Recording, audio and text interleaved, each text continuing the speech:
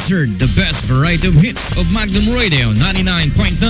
Station 4, Buntag na, Pilipinas.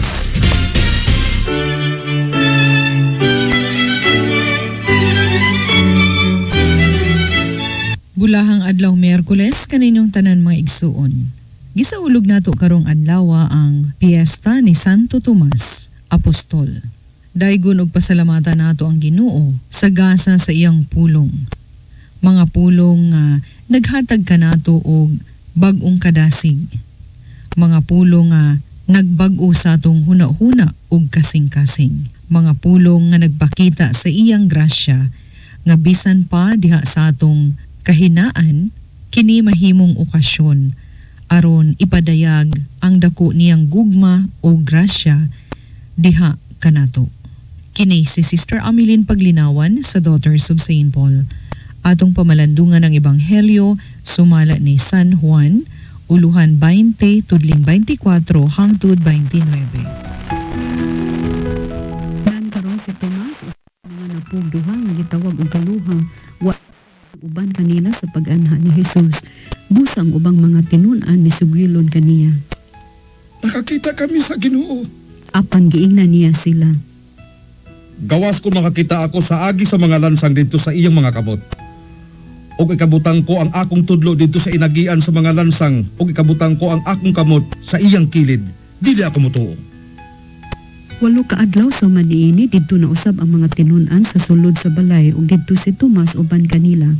Gitakpan ang mga ganghaan apan mianha si Jesus ug mibarog taliwa nila ug miingon. Ang kalinaw maanaa kaninyo. Unya miingon siya kan Tomas. Ibutang ang imong tudlo diri.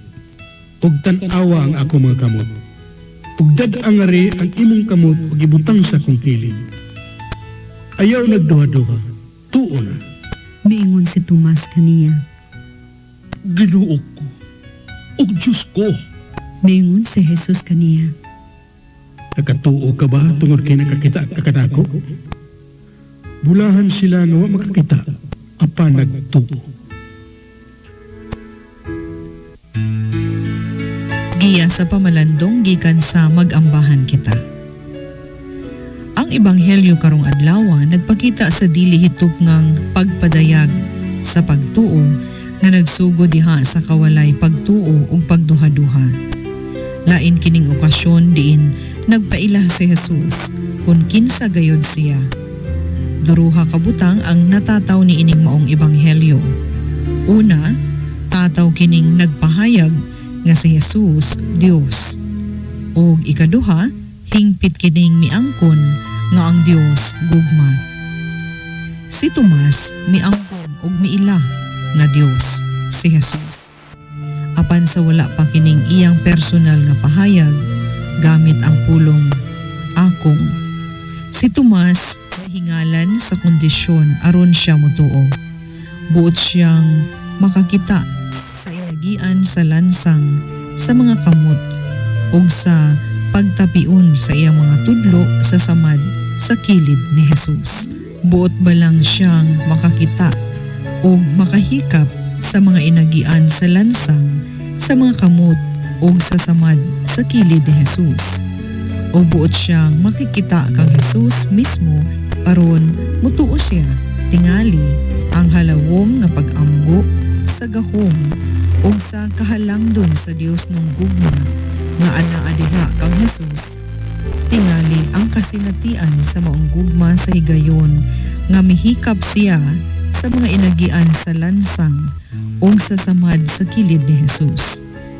Gugma nga maoy nag-aghat sa pagpadala kang Jesus alang sa kalibutan ug sa iyang pagdawat ug pagharong sa makalilisang nga kamatayon sa krus. Ang paghikap sa inagian sa mga lansang ug sa samad sa kilid ni Jesus mao'y iyang pagsinati sa lunsay ug hingpit nga gugma sa Dios. Pangayoon nato ang grasya nga diha sa atong panaw sa pagtuo atong masinati ang lunsay ug hingpit nga gugma sa Dios. Hinaot paunta nga ang pulong sa Ginoo mao kanunay maglig-on ug magputli sa atong hunahuna ug kasing-kasing ug mao kini pamaagi nga mutubo kita diha sa atong pagtuo ug pagsalig sa Dios. Si Jesus nga mao'y kamatuoran, ang dalan ug atong kinabuhi. Hinaot pa. Mga igsuon, hangtod na lang una kita dinhi, mubalik kami ugma sa samang takna ug sa samang istasyon. Kung nanginahanglan kamo og panabang sa Dios, ug buot ninyo nga iuban namo kamo sa among mga pag-ampo, ayaw kamo pagduha-duha sa pagsulat ni ining address. Bagong Kabuntagon, Daughters of St. Paul, A. Vélez Street, Cagayan de Oro City. Special thanks sa tanang Pauline collaborators, cooperators ug niining istasyon. Kini si Sister Ameline Paglinawan sa Daughters of St. Paul. Manghinaot kaninyong tanan ug usa ka maayong adlaw uban sa panalangin sa Ginoo, ang dalan, ang kamatuoran ug ang kinabuhi.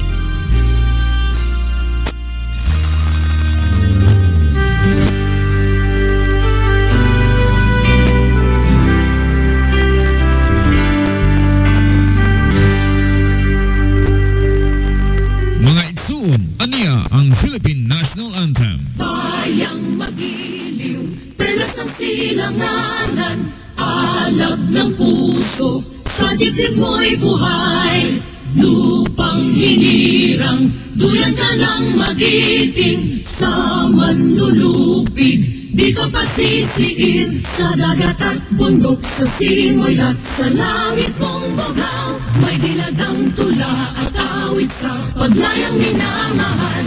Ang kislap ng watawat mo'y tagumpay na nagniningning. Ang bituin at araw na kailan pa may di magdidilim. Lupa ng araw ng walhati pagsinta, buhay ang langit sa piling mo. Aming ligaya na pag may mga api ang mamatay ng dahil sa'yo. Broadcasting 24 hours from the city of Golden Friendship, Cagayan de Oro, in Mindanao, Philippines. This is Magdum Radio 99.9 News and Music, your consistent and undisputed number 1 FM radio station in Cagayan de Oro. First in music, news and public service, fair and balanced in commentaries and public affairs. Sa balitaong serbisyo, Magdum Radio. Number KBP. Buntag na Pilipinas! Katauhan ang ikang masayod sa mga pangitabo sa palibot, sa nasud o sa tibuok kalibutan. Buntag na Pilipinas! Tulumanon nga mupukaw kaninyo sa labas nga mga reports pinaagi sa mga maaptik nga Magnum Hunters o Magnum Snipers. Buntag na Pilipinas! Og karon, ania ang inyong anchorman.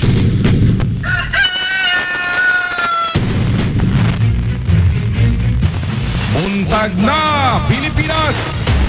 Ikaw na kamusta may buntag sa tutunan. Welcome to the may kalas sa ito ka